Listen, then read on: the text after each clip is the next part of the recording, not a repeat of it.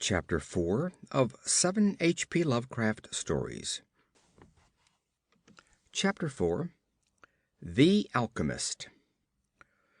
High up, crowning the grassy summit of a swelling mound whose sides are wooded near the base with the gnarled trees of the primeval forest, stands the old chateau of my ancestors.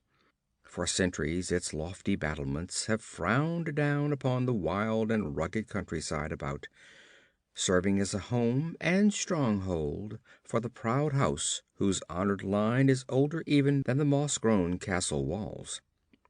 These ancient turrets, stained by the storms of generations and crumbling under the slow yet mighty pressure of time, formed in the ages of feudalism one of the most dreaded and formidable fortresses in all France. From its machicolated parapets and mounted battlements, barons, counts, and even kings have been defied. Yet never had its spacious halls resounded to the footstep of the invader. But since those glorious years, all is changed.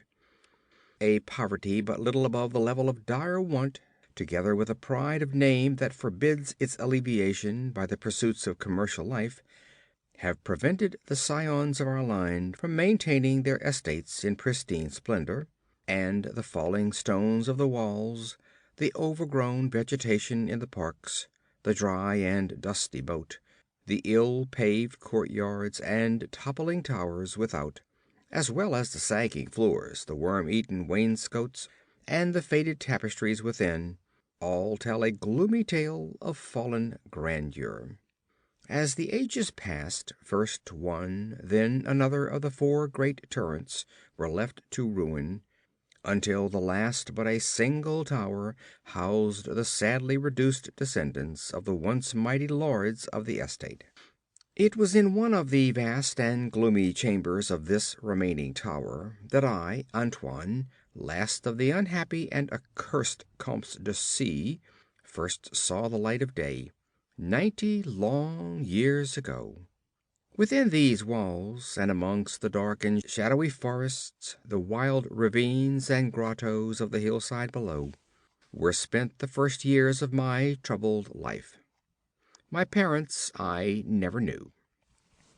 My father had been killed at the age of 32, a month before I was born, by the fall of a stone somehow dislodged from one of the deserted parapets of the castle, and my mother having died at my birth, my care and education devolved solely upon one remaining servitor, an old and trusted man of considerable intelligence, whose name I remember as Pierre.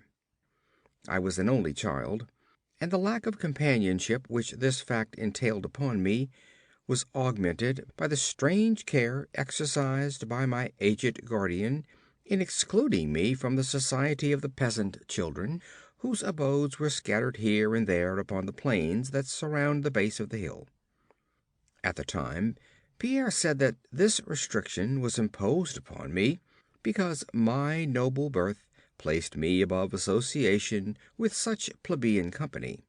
Now I know that its real object was to keep from my ears the idle tales of the dread curse upon our line, that were nightly told and magnified by the simple tenantry as they conversed in hushed accents in the glow of their cottage hearths. Thus isolated and thrown upon my own resources, I spent the hours of my childhood in poring over the ancient tomes that filled the shadow-haunted library of the chateau, and in roaming without aim or purpose through the perpetual dusk of the spectral wood that clothes the sides of the hill near its foot. It was perhaps an effect of such surroundings that my mind early acquired a shade of melancholy. Those studies and pursuits which partake of the dark and occult in nature most strongly claimed my attention. Of my own race I was permitted to learn singularly little, yet what small knowledge of it I was able to gain seemed to depress me much. Perhaps it was at first only the manifest reluctance of my old preceptor to discuss with me my paternal ancestry that gave rise to the terror which I ever felt at the mention of my great house.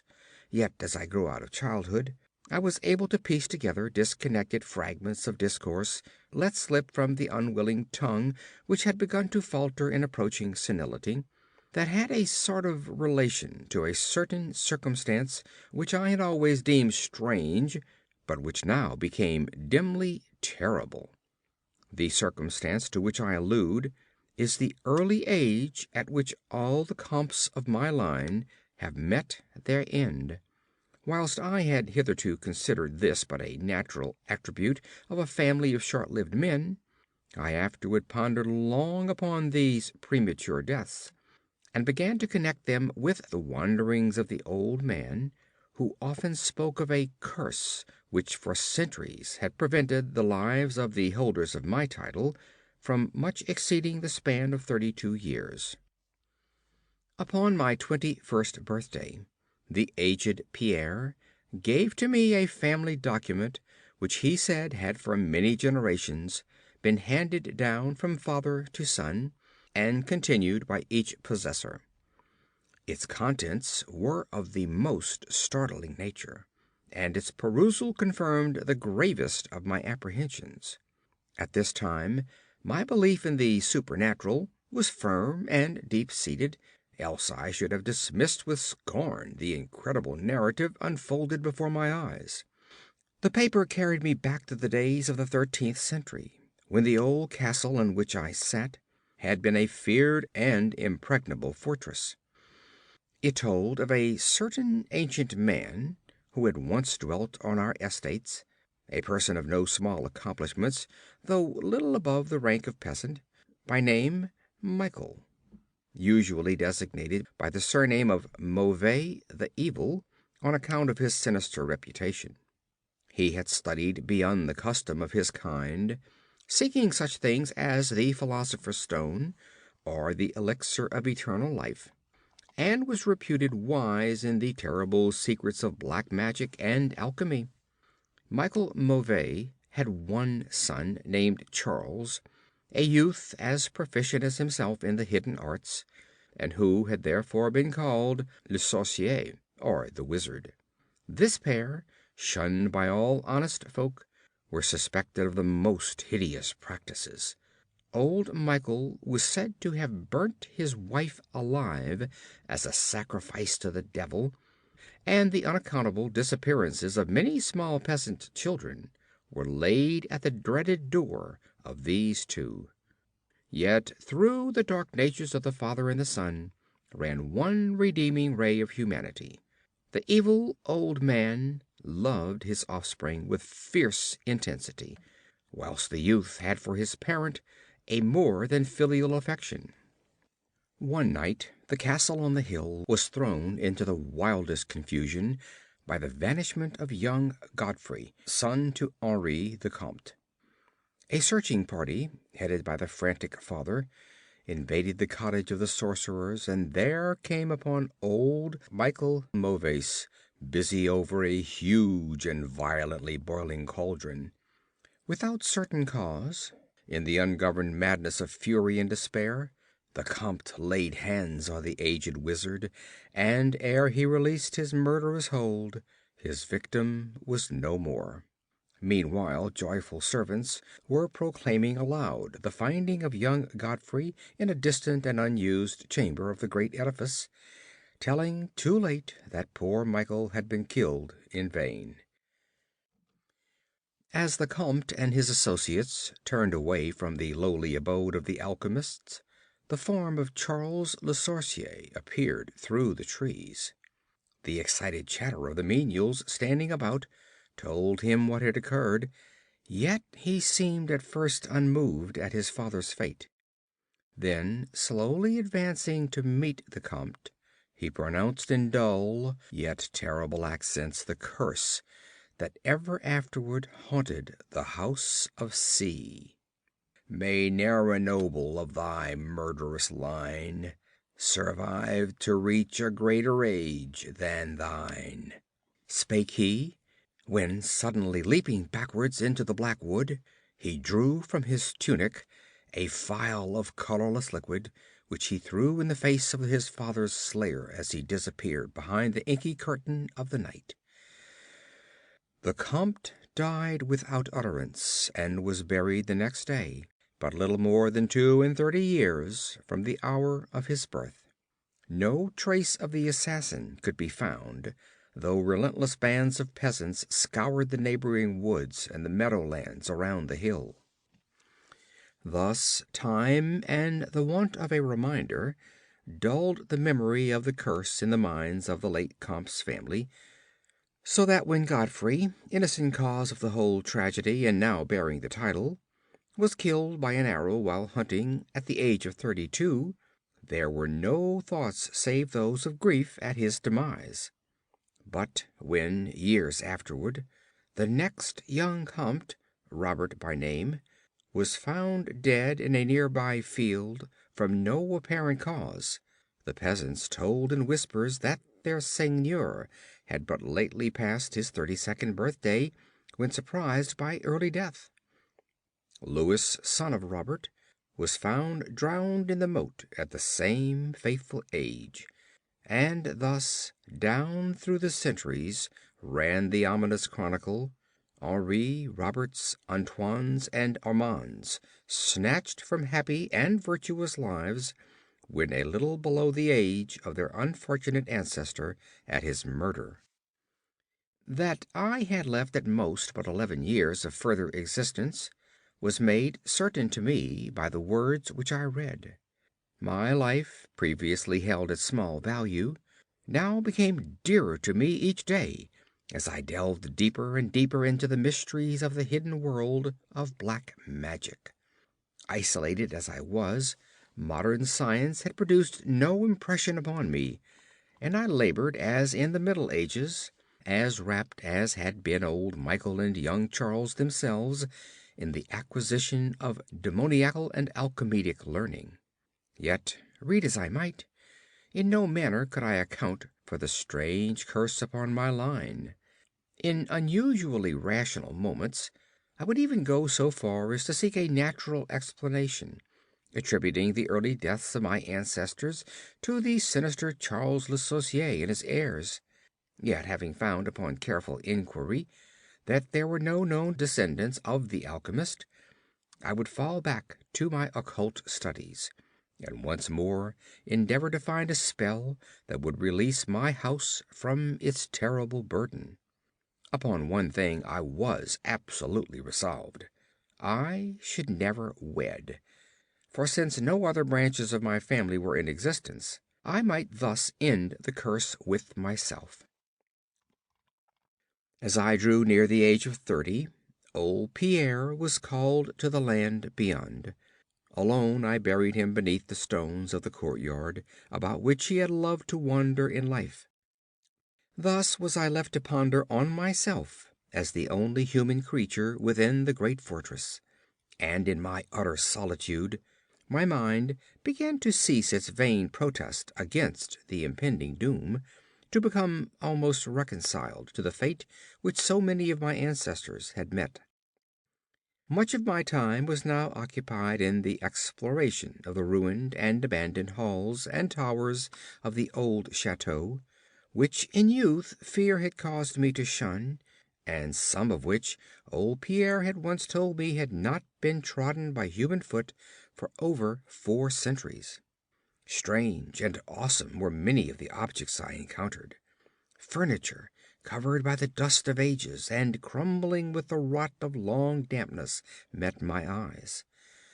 Cobwebs in a profusion never before seen by me were spun everywhere, and huge bats flapped their bony and uncanny wings on all sides of the otherwise untenanted gloom.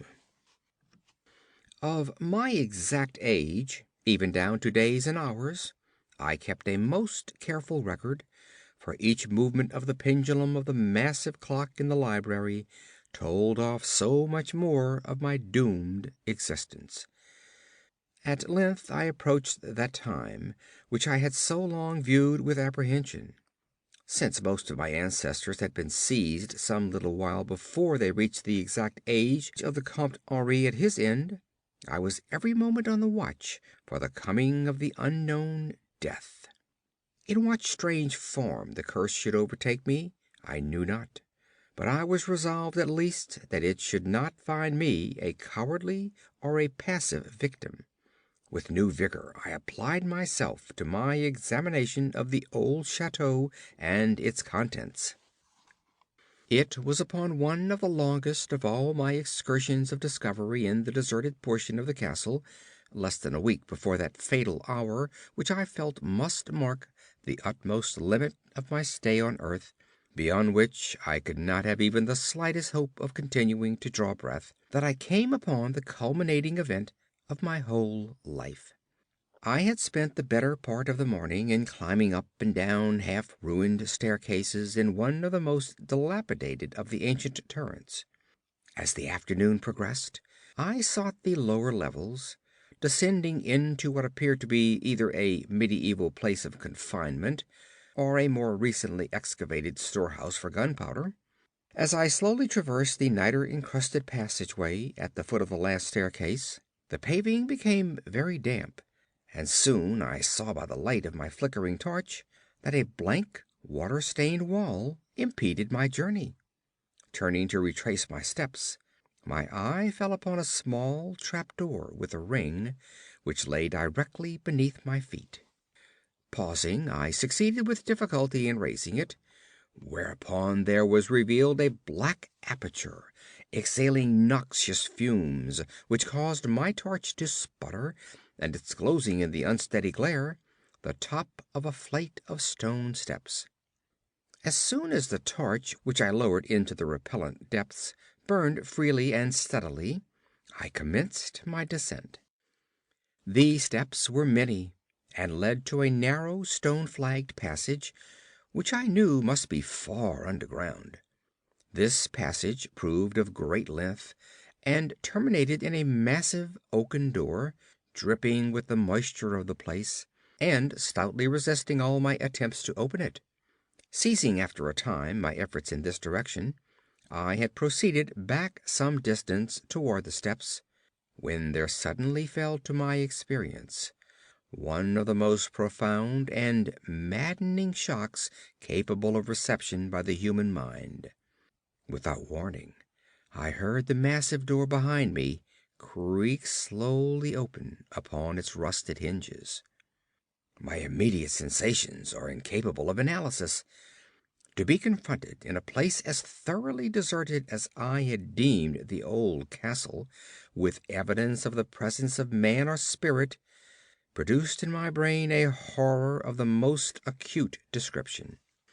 When at last I turned and faced the seat of the sound, my eyes must have started from their orbits at the sight that they beheld. There, in the ancient Gothic doorway, stood a human figure. It was that of a man clad in a skull-cap and long medieval tunic of dark color. His long hair and flowing beard were of a terrible and intense black hue, and of incredible profusion. His forehead, high beyond the usual dimensions, his cheeks deep sunken and heavily lined with wrinkles, and his hands, long, claw-like, and gnarled, were of such a deathly marble-like whiteness as I have never elsewhere seen in man. His figure, lean to the proportions of a skeleton, was strangely bent and almost lost within the voluminous folds of his peculiar garment. But the strangest of all were his eyes, twin caves of abysmal blackness, profound in expression of understanding, yet inhuman in degrees of wickedness. These were now fixed upon me, piercing my soul with their hatred, and rooting me to the spot whereon I stood. At last the figure spoke in a rumbling voice that chilled me through with its dull hollowness and latent malevolence. The language in which the discourse was clothed was that debased form of Latin in use amongst the more learned men of the Middle Ages, and made familiar to me by my prolonged researches into the works of the old alchemists and demonologists.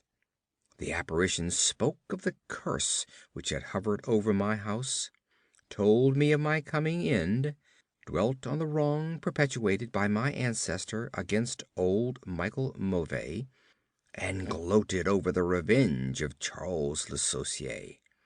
He told me how the young Charles had escaped into the night, returning in after years to kill Godfrey the heir with an arrow just as he approached the age which had been his father's at his assassination, how he had secretly returned to the estate and established himself unknown in the even then deserted subterranean chamber whose doorway now framed the hideous narrator.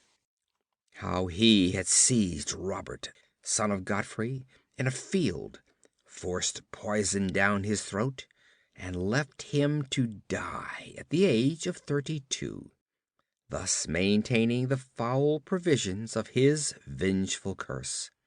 At this point I was left to imagine the solution of the greatest mystery of all, how the curse had been fulfilled since that time when Charles Le Saucier must in the course of nature have died.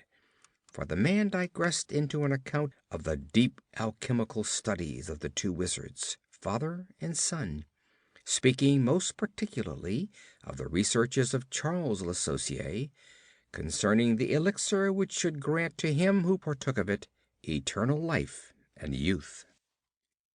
His enthusiasm had seemed for the moment to remove from his terrible eyes the hatred that had at first so haunted them, but suddenly the fiendish glare returned, and with a shocking sound like the hissing of a serpent, the stranger raised a glass phial with the evident intent of ending my life, as had Charles Le Saucier 600 years before ended that of my ancestor. Prompted by some preserving instinct of self-defense, I broke through the spell that had hitherto held me immovable, and flung my now dying torch at the creature who menaced my existence. I heard the phial break harmlessly against the stones of the passage as the tunic of the strange man caught fire and lit the horrid scene with a ghastly radiance.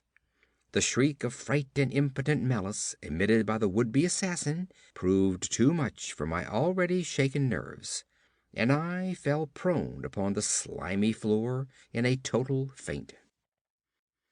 When at last my senses returned, all was frightfully dark, and my mind, remembering what had occurred, shrank from the idea of beholding more, yet curiosity overmastered all. Who, I asked myself, was this man of evil, and how came he within the castle walls? Why should he seek to avenge the death of poor Michael Mauvais? And how had the curse been carried on through all the long centuries since the time of Charles Le Saucier? The dread of years was lifted off my shoulders, for I knew that he whom I had felled was the source of all my danger from the curse, and now that I was free, I burned with the desire to learn more of the sinister thing which had haunted my line for centuries and made my own youth one long continued nightmare. Determined upon further exploration, I felt in my pockets for flint and steel, and lit the unused torch which I had with me. First of all, the new light revealed the distorted and blackened form of the mysterious stranger. The hideous eyes were now closed. Disliking the sight, I turned away and entered the chamber beyond the Gothic door. Here I found what seemed much like an alchemist's laboratory. In one corner was an immense pile of shining yellow metal that sparkled gorgeously in the light of the torch. It may have been gold, but I did not pause to examine it, for I was strangely affected by that which I had undergone. At the farther end of the apartment was an opening leading out into one of the many wild ravines of the dark hillside forest. Filled with wonder, yet now realizing how the man had obtained access to the chateau, I proceeded to return. I had intended to pass by the remains of the stranger with averted face, but as I approached the body, I seemed to hear emanating from it a faint sound, as though life were not yet wholly extinct. Aghast, I turned to examine the charred and shriveled figure on the floor. Then, all at once, the horrible eyes, blacker even than the seared face in which they were set, opened wide with an expression which I was unable to interpret. The cracked lips tried to frame words which I could not well understand. Once I caught the name of Charles Le Sorcier, and again I fancied that the words years and curse issued from the twisted mouth. Still I was at a loss to gather the purport of his disconnected speech. At my evident ignorance of his meaning, the pitchy eyes once more flashed malevolently at me, until, helpless as I saw my opponent to be, I trembled as I watched him. Suddenly the wretch, animated with his last burst of strength, raised his hideous head from the damp and sunken pavement. Then, as I remained paralyzed with fear, he found his voice, and in his dying breath screamed forth those words which have ever afterward haunted my days and my nights. "Fool!" he shrieked. "Can you not guess my secret? Have you no brain whereby you may recognize the will which has through 6 long centuries fulfilled the dreadful curse upon your house? Have I not told you of the great elixir of eternal life? Know you not how the secret of alchemy was solved? I tell you, it is I that have lived for 600 years to maintain my revenge. For I am Charles Le Sorcier." End of The Alchemist,